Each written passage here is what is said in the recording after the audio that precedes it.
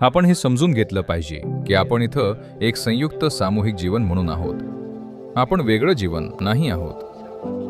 आपण एक स्वतंत्र जीवन नाही आहोत. आपण इतर सर्व गोष्टींवर अवलंबून आहोत. ते आपल्यावर अवलंबून नाहीत. आपण त्यांच्यावर अवलंबून आहोत. ते एक संपत्ती आहेत. आपण एक जीवन म्हणून त्या संपत्तीचा आनंद घेत आहोत. मी संपत्ती म्हणतोय म्हणजे आपल्याकडे असलेली संपत्ती नाही. हे जीवनच एक सर्वात मोठी संपत्ती आहे. ही संपत्ती त्या सर्व गोष्टींचा परिणाम आहे ज्या ते करत आहेत. जर त्यांनी काम करणं थांबवलं, जर त्यांनी म्हणायला सुरुवात केली, आम्ही आठवड्यातून फक्त 36 तास काम करू, तर आपण संपलो. जर सूक्ष्मजीव, कीटक, कृमी यांनी म्हटलं की आम्ही आठवड्यातून फक्त 36 तास काम करू, मग आपण संपलोच. हे फक्त जागरूकतेबद्दल नाहीये. ही कृती करण्याची वेळ आहे. ही COP28 अजून सुरू आहे. जर तुम्हाला वाटत असेल की हा बदलाचा मुख्य आधार आहे, मग आपण कृतीसाठी आग्रह धरलाच पाहिजे.